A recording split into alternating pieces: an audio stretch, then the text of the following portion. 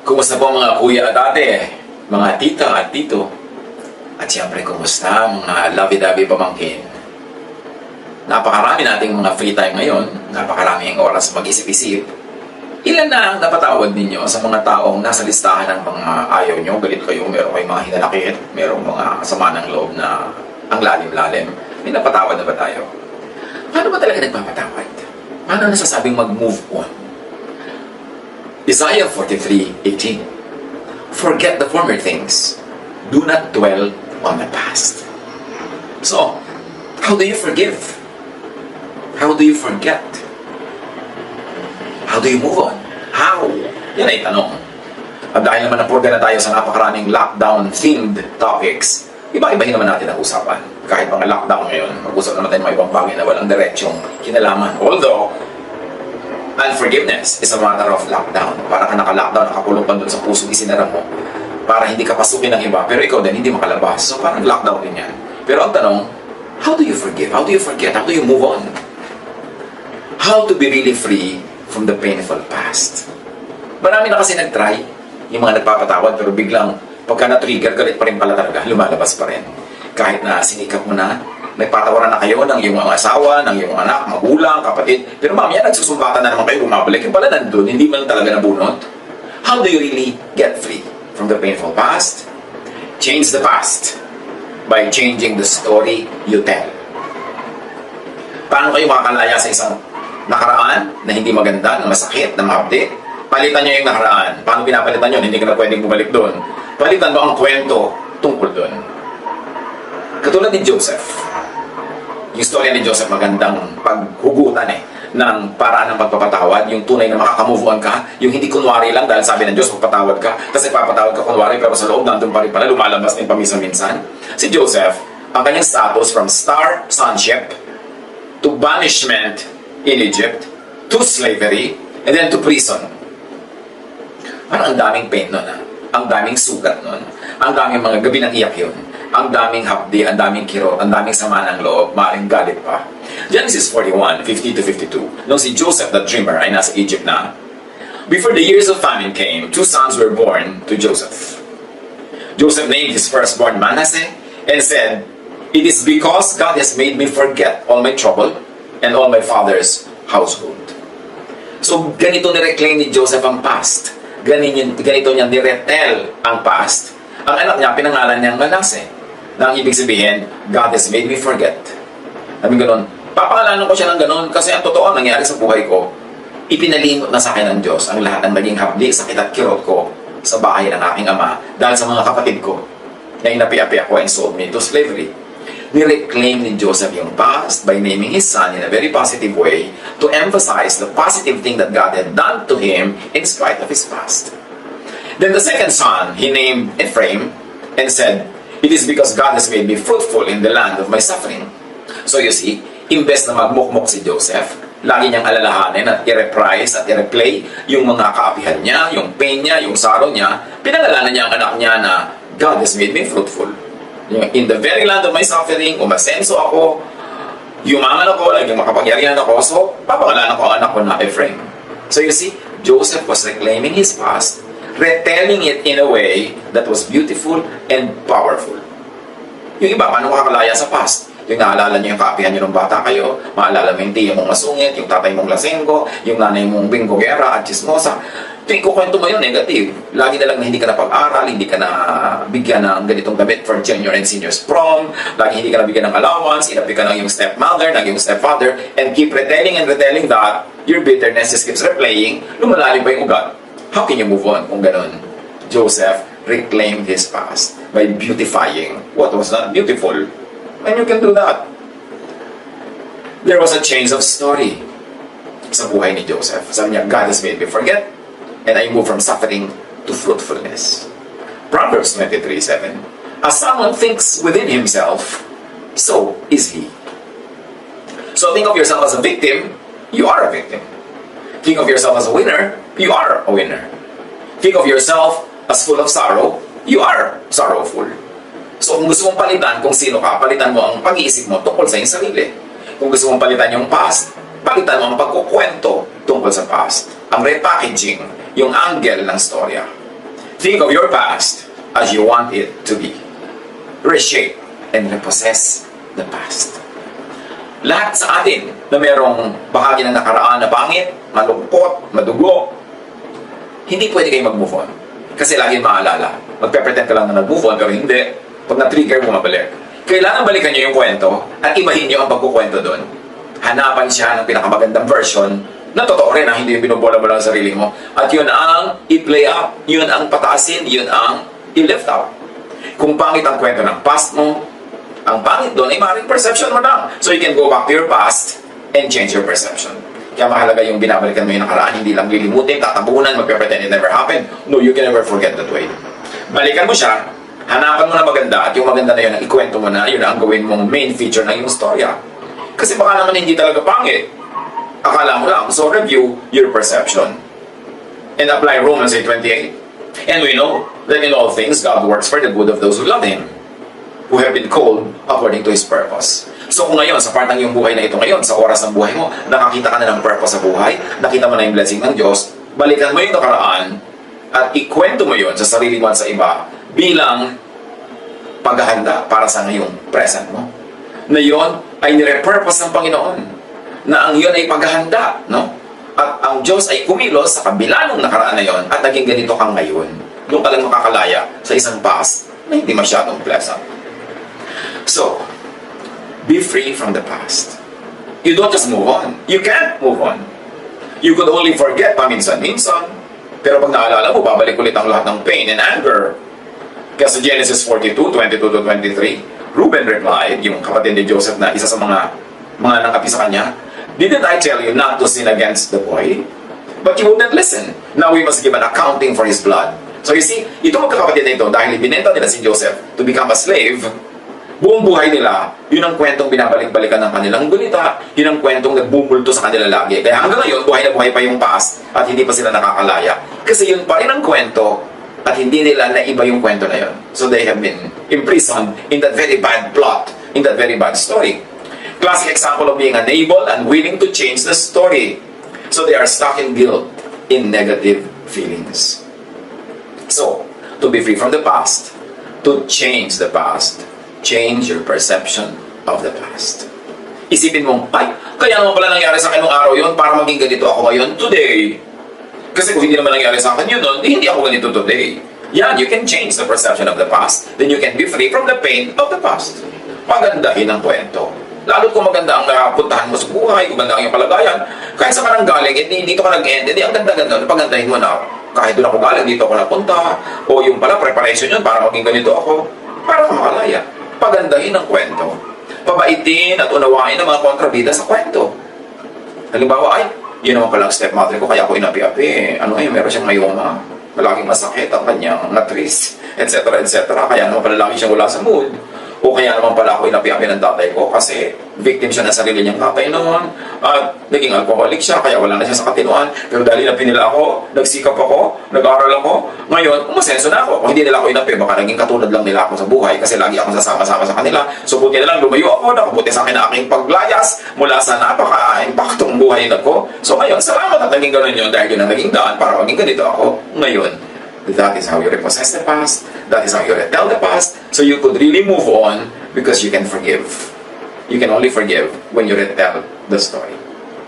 Genesis 45:4-7.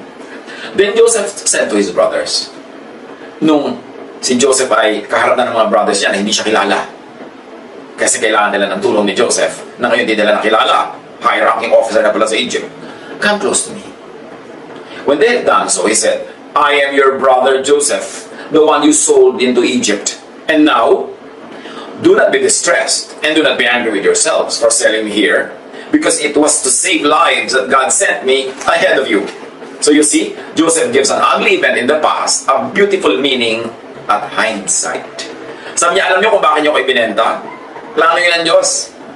Para magamit niya ako ngayon, para kayo iligtas at ang ating lahi at ang marami pang ibang tao. Iniba ang interpretation, ang meaning ng nakaraan. This is the way people could really forgive and move on and forget. Repossess the past, retell the past, in view of your beautiful present. For 2 years now, there has been a famine in the land, patuloy ni Joseph. And for the next 5 years, there will be no plowing and reaping. But God sent me ahead of you to preserve for you a remnant on earth and to save your lives by a great deliverance. So, hinanapan at nakita naman ni Joseph ng meaning yung mga kabiguan niya in the past, na yun ay step para sa tagumpay niya in the future. Joseph interprets history as part of the divine plan. He and his brothers only being actors of God's will. Ngayon, kung ikaw ang kontrabida sa kwento, ibahin mo rin ang perception. Iligtas mo rin ang sarili mo sa pagiging kontrabida. Do not just be guilty forever. You cannot move on. Interpret your former bad ways as means to do good later. Yun ang ginawa actually, yun ang technique ni Joseph. Proverbs 16:4, the Lord works out everything to its proper end. So ang mahalaga yung ending. So gandahan mo yung ending. Kung hindi naging masyado maganda yung beginning, gandahan mo yung ending, and then you can move on and forget the beginning. Job 37:13, whether for correction or for his world or for loving kindness, he causes it to happen. So, inascribe naman ni Job sa Diyos ang lahat ng nangyayari, kaya natanggap niya. Lamentations 3:58, you have taken up my cause, O Lord, you have redeemed my life.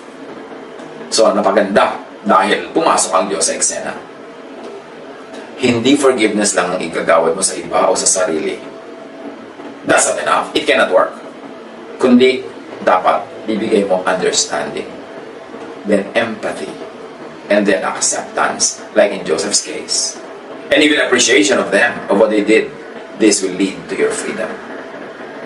Forgiveness, madaling sabihin, I forgive you, pero totoo, nasa loob mo pa. Hanggang hindi mo siya nauunawa at inuunawa, hindi ka nakaka-identify sa kanyang mga pain and sorrows at hindi mo yun natatanggap, at hindi mo na-appreciate yung mga ginawa niya kahit sa simula parang hindi maganda, pero nakita mong ang kinawian maganda, hindi ka lalaya. You have to hukay the past, re-understand, reinterpret, and retell it. Genesis 50:15-21.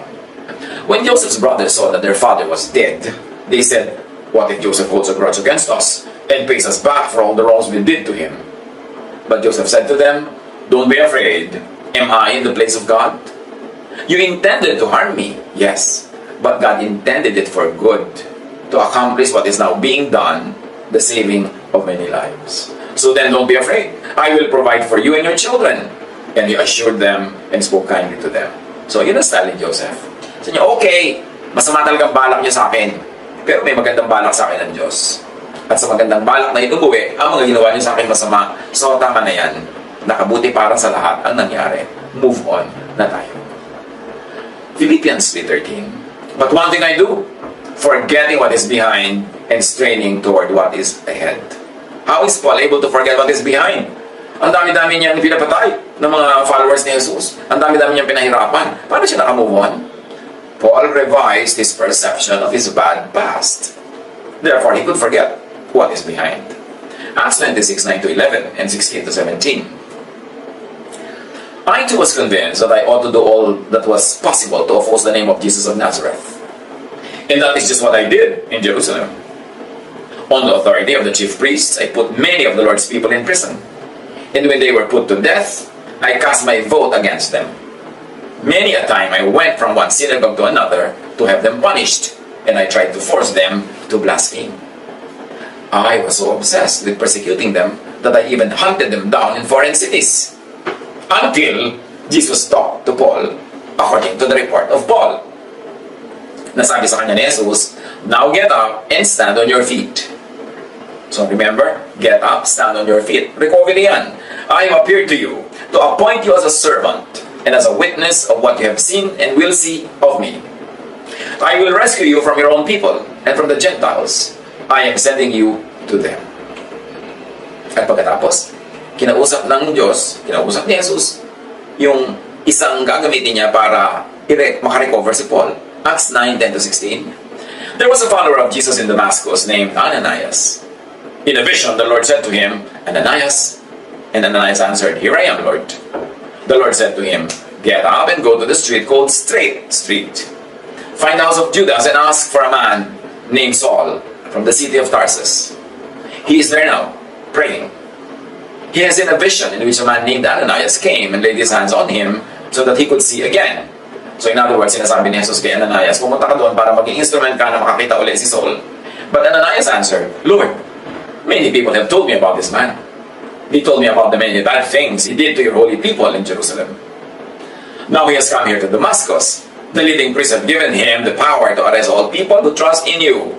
So in other words, ang thesis dito ni Ananias, a bad past, I or we will not forget. Bad ang past ni Paul. But the Lord said to Ananias, go. I have chosen Saul for an important work. I want him to tell other nations, the rulers, and the people of Israel about me. I will show him all he must suffer for me. So, there's another formula here to forget. Change the interpretation of the future to the angry people's satisfaction.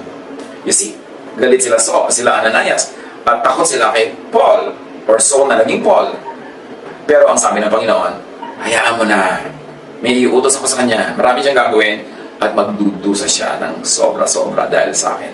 And dahil doon, na-change na yung perception ng future, na si Paul ay hindi na magiging tagapagpahirap sa kanila, si Paul na ang mahihirapan. So in a matter of speaking, nagkaroon ng balancing ito, naging madali para kay Ananias to move on. So may another technique here na pwede nating derive ang makuha. Change the perception of the past so you can move on, or change the perception of the future so you can move into the future.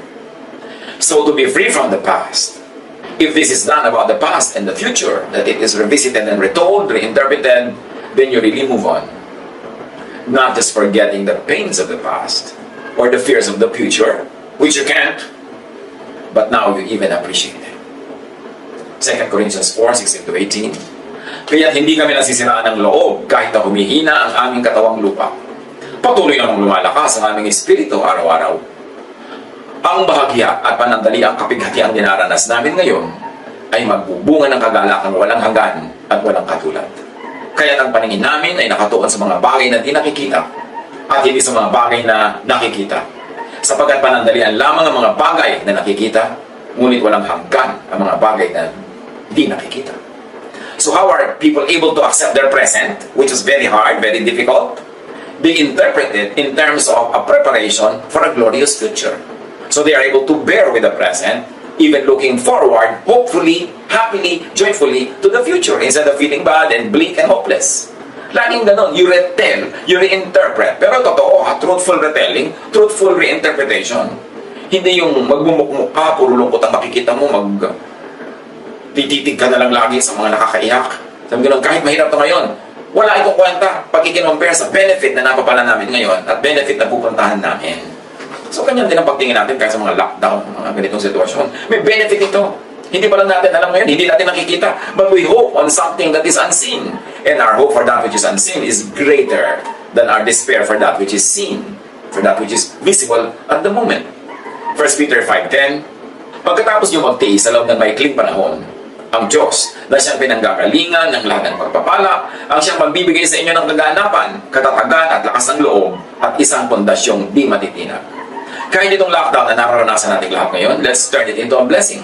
Magpakatatag tayo, maging blessing tayo sa iba, maging lakas tayo ng mga nanghihina, maging pagkain at inumin tayo ng mga nauuhaw at nagugutom, maging kagalakan tayo ng mga nalulungkot, and this will turn out to be a blessing for them and for us. It's an opportunity to do good in the name of God. It's an opportunity to be strong instead of to be weak. It's an opportunity to be hopeful instead of to be in despair. It's a choice. But you've got to retell, you've got to possess the story, reinterpret it, and make it beautiful. Because God is beautiful. And God is able to make everything beautiful in His time. Siya ang tumatawag sa inyo upang maging bahagi kayo sa Kanyang walang hanggang kaluwalhatian kasama ni Kristo sa patuloy ng ating binasa. What? How to change the interpretation of the past so you are able to forgive, to forget, and to move on. Gawin natin ito very practical, mga kapatid. Meron ba kayong part ng inyong past na very painful? Meron bang kontrabida sa inyong buhay noon? May ginawa sa inyong sobrang nakasugat sa inyong damdamin? Let's do this. Ha? Kumuha kayo dyan ng papel, kumuha kayo dyan ng pen at isulat nyo ito. Pag wala kayo ngayon, manood kayo ng replay. Identify the person. Ilagay niyo sa blank. Sino siya? Halimbawa, si Tia Agueda. Name the act. Binuhusan ako ng kumukulong langis. Whatever it is. Name the negative effects. Nagkapeklat ako. Nagkasugat ako. Napaso ako. Give it a positive interpretation now. Ay, salamat, napuno ako ng peklat. Kasi kung hindi, baka sobra ako naging kaakit-akit. At kung ano na nangyari sa akin, naging immoral pa ako. Diba? Na positive yan. Na nabuhusan ka ng kumukulong langis. Ay, salamat. Nabuhusan lang ako ng kumukulong langis. Hindi ako inilubog sa 1 gram na langis. There's always something positive in it. There's always a way of retelling it and repossessing the story. And then see the hand of God in the story. God caused it. That yes, the Lord has given me this handicap to keep me humble. Otherwise, I could have probably nagwala ako sa buhay o naging sobra akong mayabang. God gave it a good result, an ending and meaning. At dahil sa mga nangyari sa akin na yun, nag-concentrate ako sa pag-aaral, nagpakatalino ako, hindi ako umasa sa kinis ng balat ko na napuno na ng peklat. So, tumaas ang aking mga marka, naging magaling ako sa school, at nagkaroon ako ng napakagandang karir. See the logic or the reason behind the act and the event. Kayo na magsupply niya. And see the good effect in you. Kayo mag-supply. Then be thankful for it. Now, you are ready to forgive. Dito pwede na. Doable na. Kasi naunawa nyo na ang nangyari. Nakita nyo na yung ganda nun. At kung naunawa nyo pa si Tia Agueda, na kaya naman pala siya gano'n, masyado siyang repressed and suppressed, hindi nagka-boyfriend kahit kailan, kaya galit na galit sa'yo na iinggit siya sa'yo, kaya kanya binusan ng mantika kasi ang dami mong manliligaw. So nakita mong victim siya. At ngayon hindi mo lang siya unawa, naawa ka pa. Awa pa ang nangyari. Only then can you really forgive. And do not forget, Tia Agueda, you can't change the meaning of the story, change its value, then move on. God bless all of us.